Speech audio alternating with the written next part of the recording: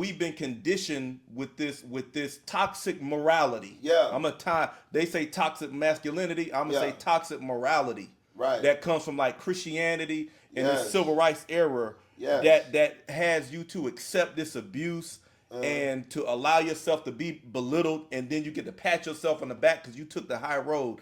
That's that toxic morality. Yeah. And that stuff, you have to pay for that later on because Yeah. when you do that so long, somebody's just gonna blow up and go from 0 to 100. Whereas if you learn how to fight the small battles It will on a lead to that. regular basis, you do a couple of things. One, you set up your energy and your aura to where eventually people know not to come at you like that. Yeah, exactly. Because your energy is already given off that, Yeah. okay, this person is not gonna let me fuck with them. Yeah. This person is not gonna humble themselves Yeah. because a lot of people want you to humble yourself, but what you're really doing is humiliating yourself.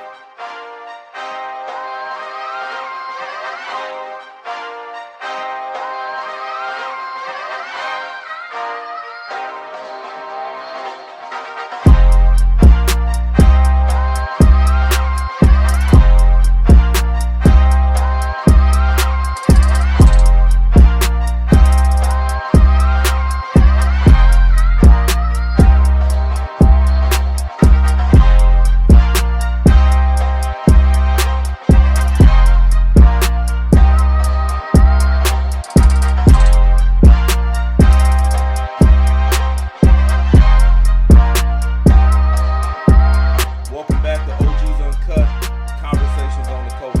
I am your host, the podcast priest, and alongside me I got my cousin and co-host, T-Rex. Yes, Hey, man, sir. it's a beautiful day outside. The weather is getting great. How you feeling, man? What's going on with you? I'm feeling good, man. I'm feeling good to talk about the topic. that You we ready about for to the talk topic, huh? You Yeah. just ready to jump right on in, huh? about. I'm always ready for like collateral damage. Like my zodiac sign is a ram, so maybe that's what it is. I just like the Ram. boom, boom, you know. So Okay, well it's boom, boom. yeah, boom, boom, bang, bang, like my man said, bang, bang, bang, bang. Who bang. was that? What was that old boy? Off a Pop. boomerang, pop, yeah. Bang, bang, bang, bang, bang, bang, bang. Okay, so you ready for today's conversation? Yes, sir. Okay, let's get it. All right. So today our focus is really spinning off the recent events of Rodney Hinton Jr. and Carmelo Anthony. And the theme that we saw in both of those incidents was striking back, fighting back, responding. But when you look at us historically for so long, the black community at large has not struck back, has not responded. I don't want to say strike back because I don't want to make people assume that I mean violence, but I mean even standing up and speaking out. When you look at how Martin Luther King Jr. handled civil rights, his theme was to not fight back. It was to take abuse to send a message that this person is an abuser and we are not. Yeah. But after decades of patterns of taking abuse, being marginalized, being killed, all these things, and really not striking back, I feel like we're in a different place in society right now. People are resonating with the energy behind a Rodney Hinton Jr. and a Carmelo Anthony, not because they condone violence, but they condone standing up for ourselves. Right. I want to open with this question. What do you think it says about the black community as a whole that a lot of people are reluctant or have been reluctant for a long time to stand up for themselves when it comes to certain things black people experience in America? What do you think that says about us, the fact that for so long we've been in that disposition of not responding to violence and other things? Make us. I mean, shit. It make us look soft. It makes us look weak. It makes us look like we got a whole bunch of bark and no bite. Okay. You know what I'm saying? I mean, like when me and you was talking, I was just saying it just seems like I done talked to different aspects of people. I done talked to guys that I could say they was probably white supremacist type. Yeah. I done talked to. Yeah. Even when I was in Iraq, I didn't know it was black people that lived over there. What they look like? Just curious. Look like Africans, but they was born and raised in Iraq. Oh, okay. Gotcha. And I done met guys that's been in the cartel and everything, and just average white people, man, people. I'm just talking about organizations that's been frowned upon. Then I also talk to other ethnicities, even Asians and everything, and they all say, why haven't we did something about our situation? Meaning not rioting and stuff, but just fighting back. Not just Fighting back. fighting physically, fighting like violence or promoting violence. And when we was about to start, what came to my mind is like, I was never the one. I was becoming confrontational. And when we was talking, I thought about it. I feel like a person that's not afraid to ask questions when they're young, Yeah. and they don't get them answers asked, they grow up and looking at their environment and seeing the bullshit or the same questions that you was wondering about when you see when you get older and they're not being answered. Yeah. I think it goes from not asking questions to it looks to people like you're being confrontational. So I was always the one that would raise my hand, and I was never the one afraid to raise my hand, or even I wasn't afraid to look confused to where the teacher would say, you got a question or you don't understand something? And I was like, yeah.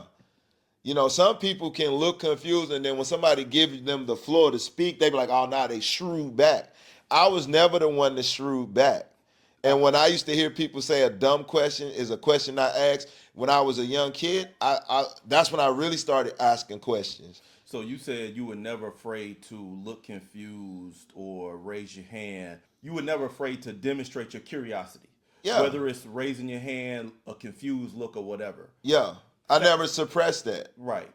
Fast forward in society, you have things that they call microaggressions that happen to black people. Yeah, okay. I'll tell you one that it's always micro with us. Well, I'm gonna show you what I mean by the term microaggression. It's appropriate. We ain't talking about the big stuff. We talking about the little stuff. Right. You go in the store. You go to a self-checkout. Don't matter how well dressed you are. I gave you an example the other day. Went in. I remember exactly what I had in my cart. I had 2 watermelons. I had 2 things of like sliced pineapples and some chocolate that my son wanted. Pushed it in. The self-checkout was a huge. They got like about 20 registers or more in there, like 10 or more on each side. Right. So I walk in, I see an older Asian lady there, and it's literally about 2 other people in there. Yeah. I walk in and I see her, and I'm already knowing she gonna be clocking me, right? So I go in and I go all the way close to the end, and as soon as I'm pushing up my buggy, I see in my peripheral her beelining over to me. Like she walking to give me, she all aggressive about giving this help that I didn't ask for. Yeah. And I said, "Oh, hey, how you doing?" And she's trying to grab the scanner for the watermelon. I'm like, "Oh, I'm okay. I'm good. I shop here normally." Yeah. But she's trying to scan everything because she wants to make sure that I don't skip nothing. Yeah. So she's got it. So that's a microaggression. Yeah. It's like it's not an outright slander or disrespect or whatever, but it's a subtle thing that on the surface can look normal, but between you and the aggressor, y'all know what's going on, right? Like I know she's profiling me because you ain't got no reason to come over there. So especially if you ain't asked for help yet. Especially if I didn't ask for help. Yeah. Right. And it's or looking confused like you don't know how to use the shit. Yeah. Looking nothing. Like exactly. I'm rolling up and I already see her. So she not giving you the benefit of the doubt. No benefit of the doubt. No space to operate. No other. Nothing else. Right. So that's what we mean by microaggression. It's small ways in which people show aggression towards you. It's like what ethnicity was she? It don't really matter, but she was. But Asian. I just want to pick on it. It was Asian. It was Asian. So maybe she came in this country already being stereotyping from what society and social energy done put into her head. Probably. I mean, I think obviously. But right? she probably wouldn't do that to somebody else. And she didn't because there were 2 other folks there. Exactly. And she was chilling. Right. But see, and I use that example because that's not the first time that's happened to me. Yeah. From unfortunately an Asian lady, and I don't even want to target them because they gonna feel like, oh, stop, Yeah. hate. It ain't about y'all. Yeah. I'm saying that I see this, and I think a lot of us go through those kinds of microaggressions And let it slide. maybe stuff, and let it slide, right? And when you every time you let it slide, I feel like it does something to you inside. Like you internalize that somehow, and it's kind of chipping away at you in some way. I ain't got the terminology for it. Maybe it's your self esteem. Maybe it's something like that. But do you feel the same way? Do you feel like when you let those little things slide, but you know what they really are? That Yeah, it's because chipping away at because you? because to me it's like you making me look like I'm a threat, and I'm not no threat. Yeah, That's how I feel. that's the embarrassing part about it. Because Like it's I'm doing why everything you everybody else is doing, but I still look like a threat to you. right? I take that shit personal. Like when they do that, I mean, I I I go 0 to 100 real quick because I'm not gonna assume that you don't know no better because you ain't doing it to nobody else. Like, especially if I'm standing in line Right. waiting. I ain't seen you go not to no fucking everybody else. But now when I come, you want to come help me without me asking, looking confused or nothing. To me, you saying I look like a threat to you. And I haven't did nothing threatening. So if I look, that's just like you look at me like an animal. Like I can be in you begin in the jungle. You see that lion, he way over there, but guess what? You're not gonna take your eyes off him because why? He's a fucking threat. And he could be way over there. Let's talk nowhere close to you to feel threatening, but you gonna keep watching him from a distance and you gonna wait until this motherfucker where your eyes cannot see him no more. That's how I look. They look at us like fucking animals. Okay, got you. So Yeah. that's kind of how they see it. I'm And we ain't did nothing animalistic. We got 10 toes, Yeah. 10 finger, whatever. Let's talk about how to deal with microaggressions though, because that we've established that's what a microaggression is. Somebody Yeah. who feels like they gotta be on defense when you come around for no reason other than you being who you are, right? And we feel this all the time when we see it, but I think the challenge that a lot of black people have with dealing with these kinds of profilings and microaggression is they don't want to look, they don't want to feed into the stereotype by responding to it. Because the trick with a microaggression is that everybody else can't really tell they doing something, but you can. So now that when you respond out loud, they can then play the victim and make you appear like the aggressor. And I think a lot of black people eat those little microaggressions because they don't want to appear the aggressor. They don't want to look like the angry black man, the angry black woman, etc. Let's talk about how you should deal with these microaggressions. Give examples from your life. Choose any microaggression that you've experienced and how you choose to deal with them. Oh, well, shit. The one in Walmart. I use a scenario like you. Same one. Yeah, I Same use scenario. yeah, but I use that one because the reason why I'm using that one because I was with my family. I Okay. wasn't by myself. Got you. I was with my wife and kids. Okay. And we come up and I was buying the vacuum cleaner. And you know, when you buying like vacuum cleaners, you know, Walmart can have a bunch of stickers all over it. Yeah. So I'm scanning everything and it's not reading. So you look like you might have needed help though. I looked at like I needed help. Okay. So the woman came over, but she scanned, she said, no, you scan right here. So once she scanned it, I was like, okay, thank you. I got it from here. This woman literally just started going in my cart, grabbing my clothes and scanning everything. And I said, no, I got it.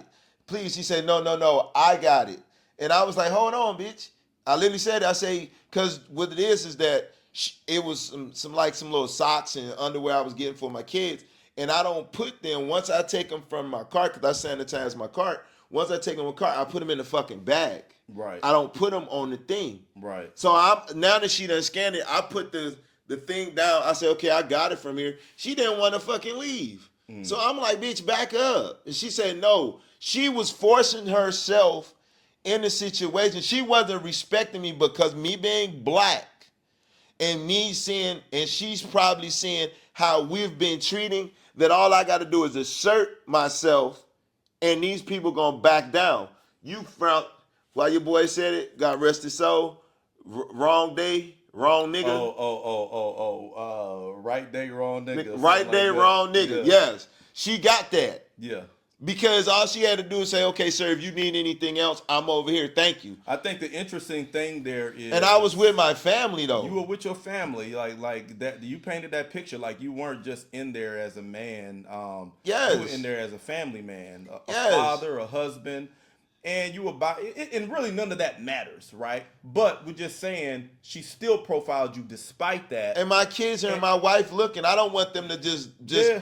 If I bow down and let that woman, my son 6-year-old, my daughter see that, they're gonna look like that's what you should do. And the interesting thing is how she uses the disguise of I'm helping you to also punk and disrespect you. Yes, that's what I'm to cross saying. your boundaries. And I've had that. I'm gonna let you get back to your story with how you handled that. But I've had that. This is not the first time that I've had somebody beeline over to me and help me at the scanner, right? When I didn't ask for it. But I've had might have been the same lady, a similar lady. This is Wegmans. Come over. I let her scan a couple of things, and then she tried to go in and continue scanning everything. And it's like You didn't ask that. I didn't ask that, and I'm already knowing what you're trying to do. Yes. You think that I'm gonna try to slip something in the bag so you feel like you got to scan and meanwhile her back is turned to everybody else. Yeah, exactly. Because she's so keyed in on you. And it's disrespectful. It reminds me of the movie Great Debaters.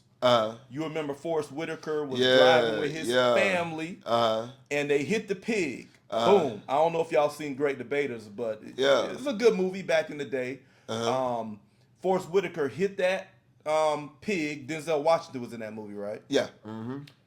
White boys came out there. Hey, you done killed my pig, boy. And they punking him. They talking to him, and he's being all nice and respectful. He said he even paid for the pig. He said, I even paid for the pig. And then when he went to give him the check, like, they let him drop it on the ground. So it was all these, they were a little more aggressive. Yeah. But they were making him look, they were making him submit to disrespect in front of his family. Mm-hmm. Is that how you felt? Yeah, Similarly, yeah, like but trying to... Yeah, she made me feel uncomfortable, so I have to make you feel uncomfortable because you're doing subliminal shit. And when I made her feel uncomfortable, she started to look embarrassed. So what I'm doing to you is what I deal with and our people deal with, and we did shit wrong. So I gave her a taste of what we feel like in this country. Right. And then when I said that to her, she backed up.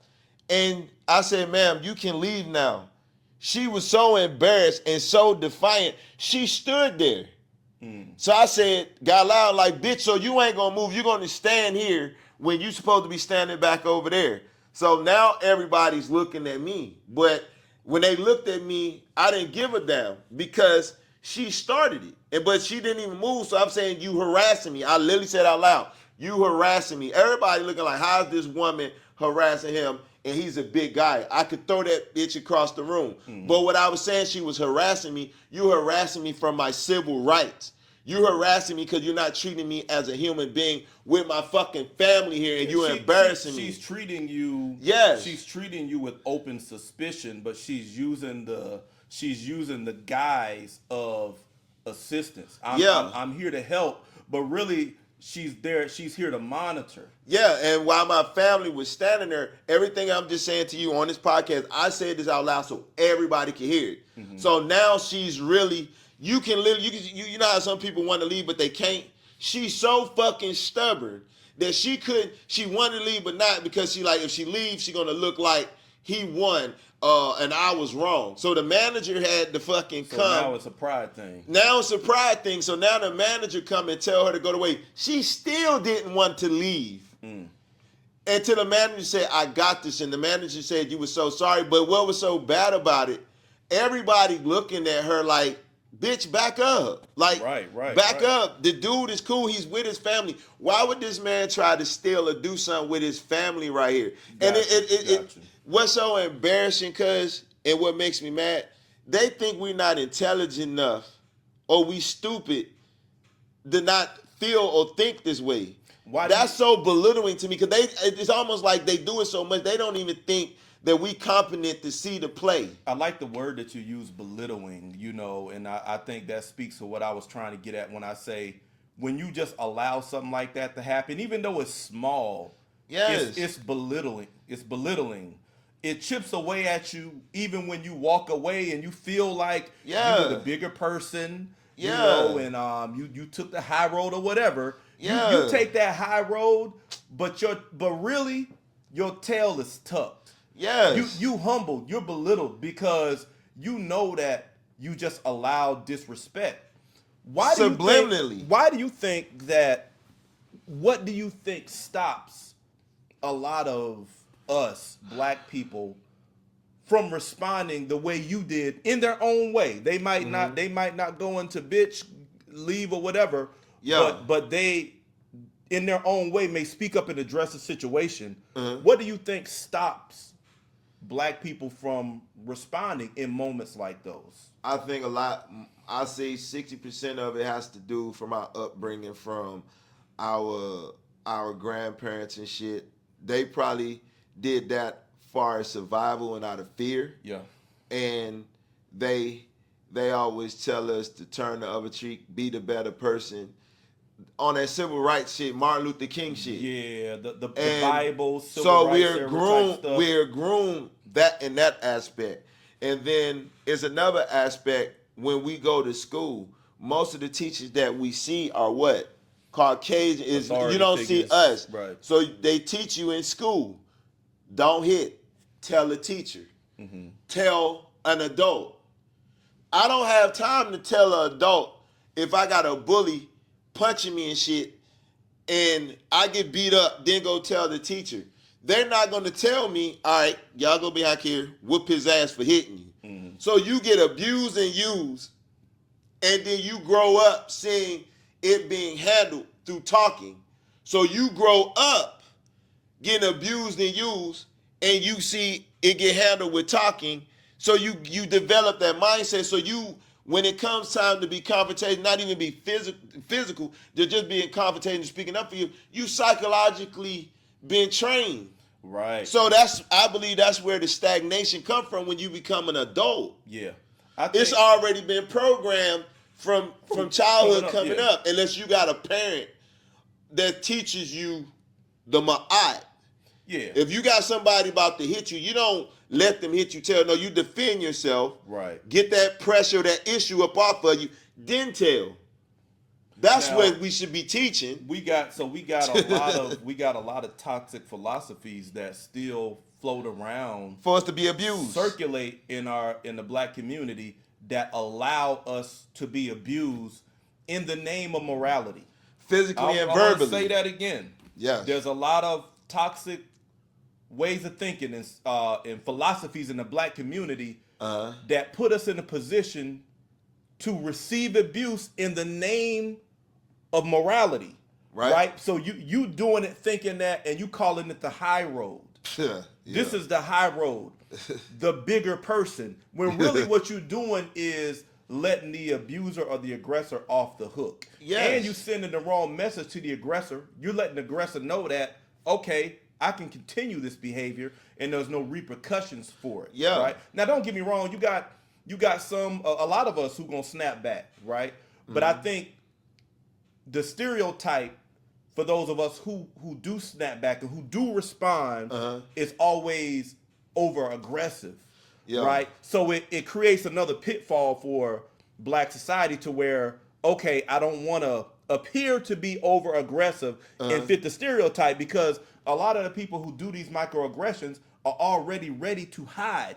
It's like they want to throw the rock and then hide their hand. Yeah. That's how a microaggressor behaves. Yeah. They're going to throw the rock and then they're going to hide their hand. Yeah. And then it's only you and them who knew they threw that rock. Now, if you respond like you just got hit with a rock, everybody else going to look around and say, what's wrong with him?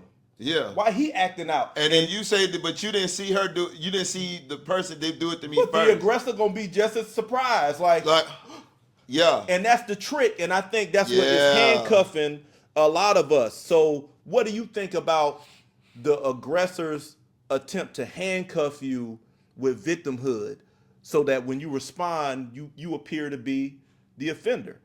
How do you deal with that? Well, I done got to the point through trial and error, standing my ground, that I done got to a point now. I think it's a trial and error thing. You got to go through your progressions, because to break the mindset of growing up like that. So now in today's time, people do it philosophically. They hiding in more disguise. They still subliminally attacking you, but they do it with a smile on their face. They do it with words, and we got to see that. But I think you first you got to test the waters. You got to get in there. The only way you can learn how to fight, you got to fight. So the only way, because I can't give you a one method thing. You just got to speak up for yourself when you feel uncomfortable or you don't feel clear about something. Ask questions. I feel you. Cause see, just you asking them the question and they getting frustrated. That's how I used to start to learn it first. Yeah. If I'm asking you rightfully asking a question about a situation or anything that you teaching, and you getting uncomfortable me asking questions, okay, I gotta watch you. You really don't have my best interest at heart. Yeah. Because if you really have my best interest at heart, me asking a couple of questions should make you feel uncomfortable. Right. Or nothing like this. So I think that's the first thing that we should not just being confrontational. If something don't feel right or you're not getting a clear understanding, if somebody give you the floor like, do everybody got it? And you know they want to go on, but they give you the floor to say, no, can you explain it? Do that. If you feel if that. You need it, yeah. If you need it, don't. I think that's just grooming you to be able, the first part of like being able to speak up for yourself, right. Or not just take everything and say, okay, because I hate what my people do this, is when a white man say it, they'll take it and they won't question it until they crash out. Yeah. But when we tell them something, they'll question the hell out of us. Well, I don't think so, because we look like them. But they more comfortable with receiving something from somebody that don't mean you well. They giving you wrong information to crash out, but you would take it like it's God's word. I think that my advice to us, because I know what I go through, what you go through. Yeah. And I'm not talking about big stuff. I'm talking about, that's why I said stuff, microaggressions. It's the little things that people do. Usually people from other ethnicities. Some people who even look like you. Yeah. Who may be from another ethnicity but look like you, do little disrespectful things. Oh, yeah, for sure. Watching your clock and your, but it's small on the surface. But when you allow it, it's belittling. It chips away at your mental health. I think when you allow that, and again, you think you're taking the high road. But my advice would be, we got to normalize fighting. You know what I'm saying? And we got to expand. We know how to fight, right? Mm-hmm. But you got to give that energy to the right. Exactly. Person, to the right focus. And there's progressions to it. And I think it's sad that them two situations with Carmelo Anthony and what happened with Rodney Hinton Jr. Yeah. Rodney Hinton Jr. I think if we start doing what we're talking about, questioning, instead of holding shit in until we explode. There you go. And we start questioning, asking questions, it'll prevent situations like that. I completely agree, because we've been conditioned with this toxic morality. Yeah. They say toxic masculinity. I'm gonna say toxic morality. Right. That comes from like Christianity and the civil rights era. That has you to accept this abuse and to allow yourself to be belittled, and then you get to pat yourself on the back because you took the high road. That's that toxic morality. Yeah. And that stuff, you have to pay for that later on, because when you do that so long, somebody's just going to blow up and go from 0 to 100. Whereas if you learn how to fight the small battles on a regular basis, you do a couple of things. One, you set up your energy and your aura to where eventually people know not to come at you like that. Yeah, exactly. Because your energy is already giving off that, Yeah. okay, this person is not gonna let me fuck with them. Yeah. This person is not gonna humble themselves, Yeah. because a lot of people want you to humble yourself, but what you're really doing is humiliating yourself. Yeah. So when you fight the little battles and when you speak up on these little microaggressions when they're small at lower levels, one, you build up your own energy, you build up your own mental health, your self-esteem, right? Right. And people react to you differently, and you get a lot less crashing out. Yeah, because see, with the Carmelo Anthony situation, he probably could have said something to you like, hey, he keep threatening me. I'm feeling like this, like I'm going to have to do something to him. Yeah. Now, they can address the situation to that white boy. Now, if that white boy don't know and he come, that's more of Carmelo's. I told the teachers, I told the principal, I told the security that was there to track me, hey, I'm coming to this game, but these two brothers that here, they may mess with me. I'm just trying to let you know that I don't feel safe, and I'm going to defend myself if they get, because they known to be hitting on me. Right. He's sharing it. And see, that's what I had to learn to do. Even in relationships, that's why I'm real transparent. So you can't say I didn't know. Right. And so, and I think that's what we need to do. Stop holding shit in. I always talk to my son, and you can even, this is the thing, it's easy to do with your children. When your children is watching a movie and you see them into it and you see them get emotional, pause it and say, how do you feel about that? What do you think you should do? Would you tell somebody? And everything. My kids is trained. Teach them now when because they watch little movies and they see kids bullying them, and Joshua Lynn see a kid get hit, and they used to be scared, and I was like, no, you see that kid got hurt, and now they tell him. But I said, what suppose they hit you, take your eye out, and you don't have your eye no more? They was like, that can happen. I said, yes, son, this is the movies. I told my daughter, this is the movies. So I said, what do y'all think y'all should do? I'm not going to let them hit me. And I say, now after you fighting them back, then what you do? Then tell the teacher. And I say, after you tell the teacher, they going to call mommy or daddy, and we'll take it from there. Yeah. I mean, I think that's a wonderful teaching moment for parents to do with their kids. I do the same thing in movies. I use video games, movies. Yes. When we see scenarios, we have discussions. Yes. You know, how would you handle that? Who are you in this situation? When you see a certain dynamic, who are you? Because it's showing me how my sons see themselves, and I let them know going on in their head. You can choose who you gonna be in them situations. Yeah. Right. Never choose a weak position to let somebody come in and abuse you and all of that. But I mean, we got to get rid of this toxic morality, man. That verbally or physically, but it's toxic morality that tells us it's the righteous thing to accept abuse, and a lot of that comes from Christianity.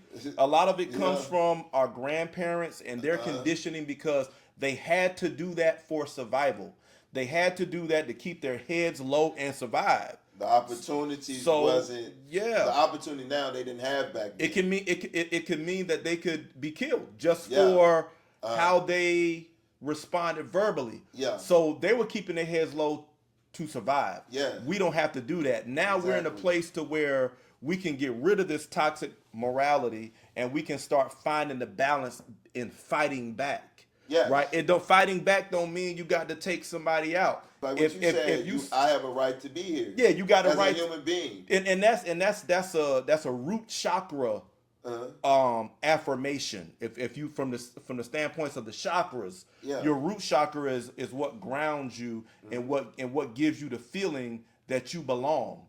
That there's a place here specifically for you. When you say that I belong here, I got the right to be here, that's an energy that you put out when somebody comes and feel like they can just push into your space and violate you, and you like, nah, you actually know you can't. Right? That's the energy we need to be on. Yeah. Because until we on that energy, folks are gonna keep pushing. Yeah. And folks gonna keep disrespecting. I got a question for you. Yeah. We're talking about fighting. And we know a lot of us, as in our culture, we know how to fight. We take pride in knowing how to fight, whether verbally or whatever. Scrap, teach a boy how to squabble, you know. But a lot of times that's directed internally towards ourselves. I want to get there But first, I want you to tell me, where'd you learn to fight? Where'd you learn to Verbally or physically? verbally, Verbally. in any way? Because I think fighting is one thing. Fighting is willingness to defend your space, whether it's Right. verbally, physically. Fighting Okay. is the assertion that I got the right to be here, and I'm not gonna let you take that away from me. Where'd you learn? Where'd you get your fighting spirit from? Do you It's remember? gonna be funny, yeah. Okay. 2 movies. Movies, okay. Yeah, mine was from movies. All Karate Kid. Wait, And you was like this? No. I know that shit wasn't gonna work. You said you know that wasn't gonna I work. knew that wasn't gonna work. Nah.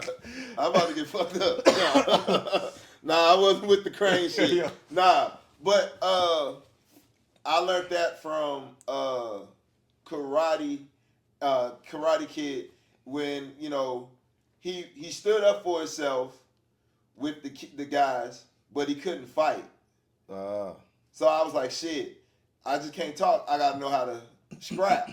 So I watched Karate Kid. So what I used to do is, when we couldn't afford, I used to always want to go to boys and girls clubs because they always had a little karate or a little boxing gym. Yeah. So I would always put myself in that realm. But what took the cake, when I watched Rocky, I seen how he was scared to fight. And Mickey would get in his head, and Adrian would say, I love you. You're a fighter. And it's like, okay, then, you got to have the right people around you and everything. And I showed that. And with Rocky, it wasn't with Karate Kid. With Rocky, it almost, it looked cool to get beat up. And you can survive it. But you can overcome it and whoop somebody else's ass. So I was like, okay, then, so even if I fight, I might get hurt, but I'm not going to die. And I got a chance to live to fight another day. But with the icing that was on the cake that really made me harness in fighting, that I have a real bad anger problem. As a little kid, I used to dig in my face. I would get so angry and shit. So, and I always loved to work out. But and as a little kid, that's why I used to like to work out, because I was trying to develop myself mentally and physically, because I wanted to look like Rocky. I wanted to have muscles. Gotcha. So I thought that was part of the ingredient to fight back physically. So, but the icing that took the cake is when back in the day when we grew up, when I saw Incredible Hulk, and that motherfucker would get mad, and he got angry and got big, and he would whoop the bad guy ass and get away with it. I was like, okay, now I got it. I knew I had an anger problem, because people say you got an anger, I had a temper. Then I said on top of the muscle, and then knowing how to fight, oh man, it was off to the races. So my motivation was from movies. Okay, so cinema influenced you. Yes. So it makes sense that you use teacher moments from movies to with my kids. to deal with your kids. Yeah. For me, man, I tell you straight up, I learned to fight from my mom. Oh wow. Okay. I got mine from my mom, and I say Right. that I'm not talking about physical, Right. because physical is different, Right. but the mentally Yeah. fighting, standing up for yourself, speaking out, Yeah. not letting stuff slide that's meant to that's not in your best interest or meant to harm you or undermine you. Right. She's always been very vocal, and I think she got it in that civil rights era, because my mother lived through the civil rights era. She was, when Martin Luther King Jr. was doing his thing, she was an early teen. And she tells me the story of how her and her siblings, your grandma, our aunties and uncle, were her and her younger sister were one of the first schools to be integrated in their part of South Carolina, right? Yeah. They tested it out for a year. Right, I forget what grade she was in, but they got on the school bus together. It was on the news. We integrating the schools. They got on the school bus together, and you had a lot of white kids who still had that energy, that us versus them energy. Y'all at the back of the bus, so it was tension on the school buses. And her younger sister, Aunt Penny, didn't take that shit. A white boy come up, this and that. She say, I ball up my fist and I bust it right in the back. they was going in. Yeah. So if you know them two they are feisty. Yeah. You know, my younger aunt, she fights. She'll pull a pistol on you. You know, Or like blade. she will. Get in that ass. She keep a pistol with her, and but that energy comes from Yeah. all the confrontation that was in their environment Yeah. during that civil rights era. Everybody wasn't on that Martin Luther King Jr. time, but people was a lot of people was like, "Nah, we gonna deal with this shit right here, right now. Yeah. I'm not waiting to sing 'We Shall Overcome' after you done bloodied my nose." And with my ass now. Yeah, so I think that's where my mom got that fighting spirit. She always is willing to speak up, and even if it comes off as argumentative, she's always willing to speak her mind. And I feel like the times where she didn't speak her mind, she regrets it. So she's on that, and I feel like I get that from her. The vocal fighting, physically. It's just from wrestling as a kid. It's just that simple. You know, we lived in the projects. It was a bunch of boys out there. That's all we did. Yeah. It's locking in all the time. We watch That's wrestling. Part of the culture, yeah. Part of the culture. We watch wrestling because you remember back then Hulk Hogan, Yeah. Junkyard Dog, Then all we of would them. go outside and Yeah, practice. then you go outside to try to do that. You know what I'm saying? You doing all of this stuff, you slamming, and you getting your bearings about you. You understanding, you learning your mobility, your motor skills, you training them through having fun in wrestling. So physically, that's how I learned to fight. But mentally, I definitely get that from my mom. Right, yeah. Now, we know where our fighting spirit comes from. Right. What's going on with the fact that the black culture as a whole, we know we can fight. We know about fighting, but most of our fighting is toward each other. Most of that energy we turn on each other, but then when it comes to some folks who might be actually doing you wrong, we take the high road. What is that? I think that's just a learned behavior. Learned behavior? It's a learned behavior because, I mean, for one, it may sound subtle that white people never lived around us. They always stayed secluded. So everything we learned, we seen either our people do it or we became a victim of it. So it's a learned behavior. Okay. Plus, we've been socially engineered through poverty to attack each other. I think poverty is the biggest thing because the poverty and the drugs being in our community. Yeah. You know, and that's why we attack each other and we still do. I agree, cuz. So I think that's the reason why we attack each other is through poverty. And their poverty that come to us wasn't because of nature, it was by design. We're going to socially engineer and create situations where they attack themselves through drugs, through poverty. So we grow up seeing that and everything. We never think, why are we attacking each other? Why we feel so comfortable but we don't do it to them? For one, they don't live around us.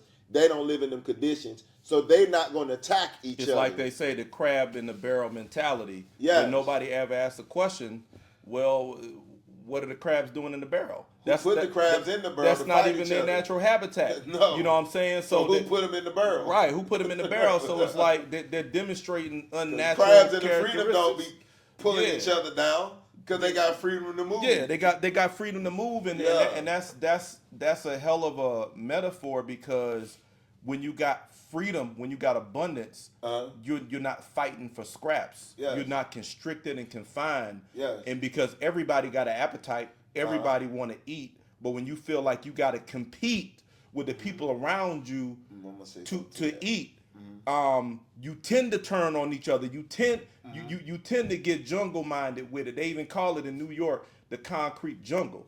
You tend to get it like that because everybody is in desperation mode. Everybody's in survivor mode. So the easiest targets are the people who's closest to you. But I feel like, and it's an unnatural environment. And I think the most unnatural thing about the environment is the impoverished situation. But I was gonna, when Danny said, you got me on the road now, because if you think of, look at the issues that black people, elements of sickness that we have. Okay. One is heart attacks. Ooh. Okay. Heart attack starts from stress. Oh. So we already in a stressful environment. And when you stress and poverty stricken, then here come the diabetes.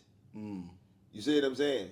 And them the number of leading causes for us, but it's not in them. So even in the environment that it created for us, even that's why we have certain type of different ailments different from white people. You dig what I'm saying? But heart attack is the one.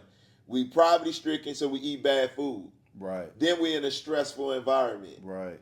So it's no wonder And that then you're fighting. yeah. So it's bigger. So that's the reason. So we're attacking ourselves culturally, physically. We're attacking ourselves culturally through health, and that's why we never expect them to be doing something to us. So that's why when most black men get a gun or when we defend ourselves, the first person we thinking about that we want to get excited using it on or practicing on or can't wait to whip somebody's ass, and I'm guilty of it, I'll be the first one to say it, I'm thinking about another black dude. The last person I'm thinking about is a white man or Asian. Somebody outside your But ethnicity. even not just physical, I used to cower down mentally when it came to white people. Like, I'm just getting out of the mind frame when I'm around white people. Like, yeah, I've been married and divorced 3 times. For some reason, it's just starting to wear. I'd be like, oh wow, damn, because you're not used to hearing. Are you that. saying if you hear a white person say that, you're not?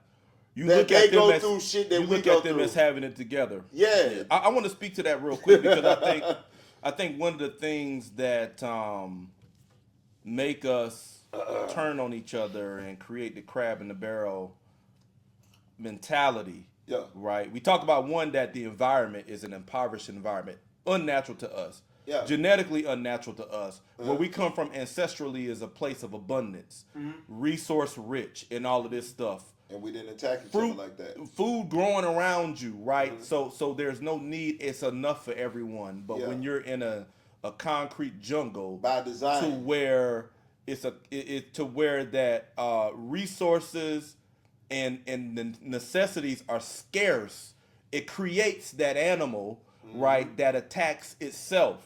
But I think the other reason why we do that is because we're conditioned to look at ourselves the way they look at us. I think when we look at ourselves, we see dysfunction. You know, a lot of times we look at ourselves through the same stereotypical lens as society is projecting on us through the media.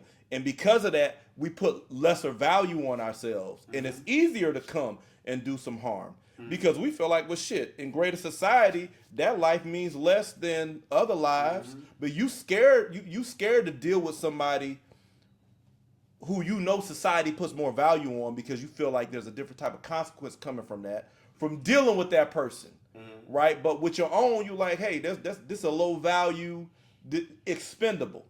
And I feel like not only has American society conditioned white people and other ethnicities to look at us and our culture as lower, but we've also been impacted by that same conditioning. Looking at ourselves that same way. That's why it's easier for us to go at each other.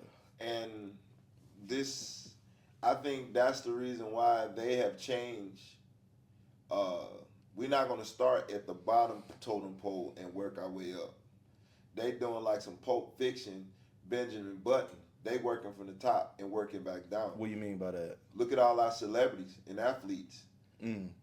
You didn't hear about this shit when we was young. Now all of a sudden they attacking everybody. Kevin Hart. Hold on, pause right there. Okay. Did I fuck you up what I just said? No, I need to think about that. I need to think about this. I'm going somewhere. I'm about to go somewhere. I'm gonna let you go, but I just need the audience to hear that. Okay.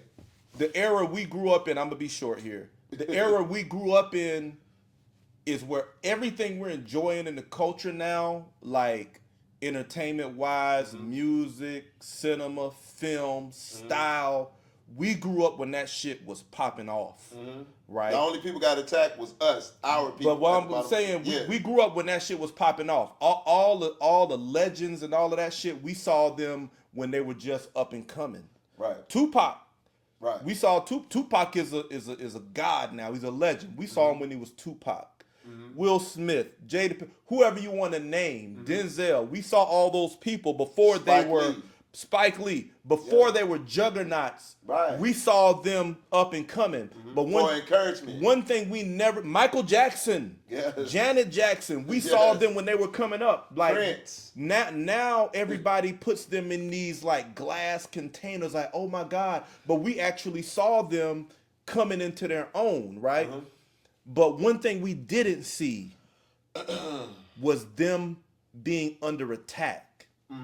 And I just had to emphasize that because we saw all this star power, but we never saw the attacks. Yeah. Now we talking what in the last, probably Bill Cosby was the 10 years. the last 10 years or so. We're seeing attack Onslaught. after attack after attack after attack. So on our stars and so continue. Speak to that. So the reason why I'm bringing that up is because they like, okay, we got them psychologically from here. Yeah. They had to fight their way out, and they probably stricken now. But they too bold now. They too courageous right now. So what other way can we humble these motherfuckers? We're gonna start attacking the motherfuckers that got money. Buck breaking. To where even if you want to be successful, now is with fear. Because you done attacked so many of them. So it's almost like I'm even scared to even become rich now. You got to understand. So they done flipped the script. You They got done did this You got to shit. be prepared Like to the submit. hourglass. You got to be prepared to, Yeah. prepared to submit. Look if at you what they wanna- doing to Shador. Yeah. That's a prime example. And that's and that's fucked up. I know the Shador thing is water under the bridge, but I hope But it's it's not. the same thing, though. It's the same thing. Yes. I hope they pursuing it legally because that's something that's never ever happened. No. To where the NFL issues these individual phones to these NFL prospects so that they can get the call about them where they landed in the draft, and then somebody calls a guy with a prank call. Like that's like a That was to set the tone for all But these other young it's black a breach dudes. of information too. Yeah, it's a breach. It's information security breach for one, but yeah, They getting the 2-for-1. We gonna break that mindset, and we're gonna deal with y'all if y'all go to a HBC. This is what happens when you go to a HBC school. it's a lashing, man. I Yes. mean, people don't want to have these conversations, man. But I feel But see, like that's why we gotta have them so it won't yeah. get bad at the end. People don't want to have these conversations because anything that sounds like anything that has slave or slavery vibes or reminiscent of slavery, That ain't folks our want to fault. just want to shut the door on it, but That ain't we our can't fault. shut the door on these conversations because we still got a lot of healing to do. Yes. A lot of it. And because part of it is communicating, talking about yeah, it. part of it is communicating, like Not just with us, but with the ops too. the ops too. Yes. All of this trauma that we have been through in our culture, from slavery, Jim Crow, lynching, civil rights, It just changed. Black Lives form. Matter, police brutality, all of these eras of violence that our culture and community has been through, that shit is still It lingering. just changed form. That dysfunction is still here. The way we operate as a society, that dysfunction, those toxic morality, Yeah. toxic philosophies that has us to accept because it. they don't want to have the conversation. They keep trying It's to still ignore here. it. Like it's just going to disappear on its own. Yeah, we can't. We ain't in no fairy tale. We can't sleep, and I feel like that's another form of, for lack of better words, abuse to silence someone when they're having a conversation on their healing journey. Yeah. Oh, we don't need to talk about that. Oh, we good. Oh, that's in the past. Yes, it is in the past, but at the same time, the elements and residual effects that's very present. Mental That's a health. dysfunction we see. But a lot of people, a lot of times, unfortunately, celebrities want to shut you up on that shit because they doing good. Oh yeah. You know what I'm saying? And They don't want to bite the hand that feeds. they ain't want to bite the hand that feed them. But Yeah. I think it's a lot of mental health jewels in these conversations because it's a lot of shit that we're doing, we're allowing, and we don't even know how to handle. That's still in our face. Like the microaggressions that we open the conversation with. Yeah. Something that small. So, Yeah. somebody profiling you and stalking you in a grocery store, right? Yeah. Some of us don't even know how to handle that. How do I speak up? How do I switch off my concern for what people think about me when I respond? Yeah. Taking off them handcuffs of the stereotypes that people gonna put on me because I'm speaking up. Sometimes you gotta say fuck that. Yeah. Fuck your stereotype. You know, I'm gonna deal with you in this moment. Yes. Right, because if you bold enough to step over here and it's something as small as a grocery store, if you bold enough to come over here and profile me and start trying to scan all the shit in my cart, then I'm gonna be bold enough to address you right in the moment. Nah, I'm good. Yeah. Going over there. Yeah. You know, like when the lady did that to me, I was like, nah, I'm okay, thank you, I'm good. And I had to tell her twice, and then when she went over, she didn't go back the other way. She went to this side because it was closer, and then she was just looking at. And I said, "Oh, are you still looking? Do you see everything?" Yeah. And I'm saying this so everybody can hear. Yeah. Because it's like, goddamn. Yeah. Why are you stalking me? I'm trying to damn shop for groceries. Yeah. And I just feel like we gotta let off that steam. We gotta get it off our chest, and we can't worry about people telling us that no, don't do that. Fuck you. You ain't going through it. You know what I'm saying? Like, I'm gonna deal with it the way I deal with it until I figure out that balance. But in the meantime, I'm gonna definitely get it off my chest. Oh yeah. Sure. What I'm not gonna do is take it home with me. Oh yeah. I'm gonna leave it with you because you brought it to me. And then eventually, I'm gonna figure out the balance. But until then, you're gonna get it however it comes. And that's just how you got to do it. I'd have been on demon time after I did it.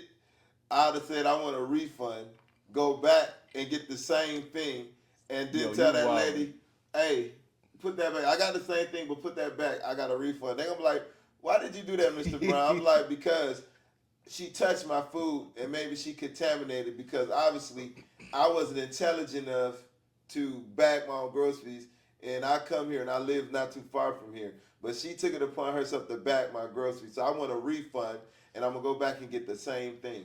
Wow, man. That's crazy. Hey, you know, hey.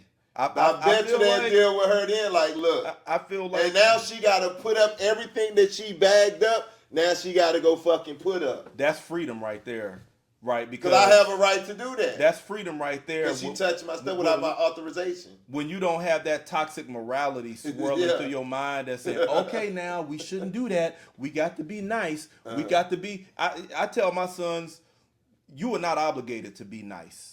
You know, you being nice is for business. When I'm dealing with you in a business interaction, I'm nice. I'm gonna accommodate you. I'm gonna see what you need, because I know that there is a transaction, a mutually beneficial transaction that's happening. So I'm gonna make sure the relationship is good on both sides. But a regular person, I'm gonna be cordial, but I don't need to go out my way to be nice, especially if you being an asshole. Yeah.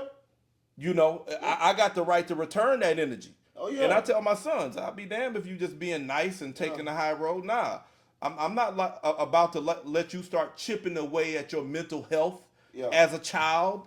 And then when you become a grown man, you standing tall, but on the inside you in a damn fetal position, because you done been taking all these microaggressions as you grow, shrinking yourself, humiliating yourself, allowing belittlement. Nah, fuck that. Yeah, man, that would have been funny if I was there. I wish I could have did that. I would have just walked away, went to customer. Hey, can I speak to your man and tell the man, hey, for some reason she just felt like she needed to come to me out of all these people to help me with my groceries. So you need to talk to her. Go ahead and put the groceries up. But I'm going to get another cart, and I'm going to get the same thing again. And hopefully I don't get treated like that. They would have went to her and they would have immediately told her, don't do that. Sometimes you got to put that shame on them like that. And when you don't have that Christianity on your back, when you don't have that slave master of religion on your back, you free yourself up to use the tools to help bring peace to your environment. Because sometimes to bring peace to your environment, you got to do something like you just said. Yeah. You know what? I'm gonna teach you right now. Yeah. Give me a refund for this, and then go right back and get the same shit and come back up and say and dare you to touch it this time. Yeah. You know what I'm saying? Like, or we'll go through the whole. I'm gonna put inconvenience on you. Because y'all gotta put that penalty, back up. That's the inconvenience. And this is not illegal. But see, when you get that toxic morality up off of you about repaying, overcoming evil with good, and they go high, and when they go low. When you get all that toxic morality off of you, then you can start operating and creating respect for yourself in these different spaces. Until then, you ain't gonna find no respect. Folks gonna feel like they can step in your space and do whatever. Let's have your final thoughts on our conversation about fighting back, normalizing fighting back in our culture. What are your final thoughts? I firmly thought I just think we should be verbal, and I will say, do unto others as others do to you, but in reverse. Like with the incident at the grocery store, they're being hostile. If you have an opportunity to regain what you got, let them put it up. It's like if you go to a restaurant and you feel like you've been mistreated, eat some of your food and say, you know what, I want a refund because I don't feel comfortable, say, because woo, woo, woo, woo. And then they have to feel the consequences. Like when they harass us, they got to clean up their own mess. That's what I feel like we should do. When anytime you feel uncomfortable with something, make them feel like they about to win and you be like, you know what? I don't want to do this now. Why? And you can go back to what offended you and then tell them and leave them having to clean up their shit. Just like you can have a doctor or anybody or a lawyer and everything, and you just get an ill vibe and you make them do all the work, and then you say, you know what? I want another lawyer. Why did you do that? Because at this point in time, you made me feel like this. Well, why did you send me through all this? Why did you send me through all this? To make me feel uncomfortable. Now, I wasted my time and everything. Now, maybe you won't do that shit the next time to one of my people that look like me. Make them clean up their mess. When they offend you, whatever, make them clean up their own mess. Got you. Yeah. I know that's one of your things. You like to leave an impression to where whoever's treating you wrong thinks twice before they do it Again. to the next person. Yeah. Okay. Well, when it comes to fighting back and in our culture, fighting back where it counts, that is. Right. My final thoughts are, man, you got the right to be here. Yeah. You got the right to show up as who you are, how you look, how you talk, because a lot of the times we'll modify a lot of things about ourselves in order to fit what makes someone else comfortable. But most of the times, the people who are looking to be comfortable don't even understand who you are. They already got a bad view about you. Right. You know what I'm saying? So my thing would be never walk away with something still in your chest. Leave it where you picked it up, or leave it where they try to put it on you. Right. Be vocal, like you said. If somebody brings you a situation and you know it's mistreatment, you know it's disrespectful, you know it's profiling, address it in that moment and don't take it away with you, because your mental health depends on it. And the more times you quote unquote take the high road and just internalize that disrespect, you're building a fire in your own chest. Yeah. To where one day there's going to be the straw that breaks the camel's back, and then you're going to blow up and you're going to be that stereotype that you was trying to avoid this whole time. The angry black man, angry black woman. And I think that not taking the high road don't mean you got to be you got to be violent or aggressive. It just means addressing the situation. However you do it, whatever your disposition is, but don't allow the disrespect. Because when you do that, you're teaching people how to treat you. And when you allow the disrespect, you are teaching people how to treat you. Yep. So think about how you want people to treat you, and then act accordingly in that moment.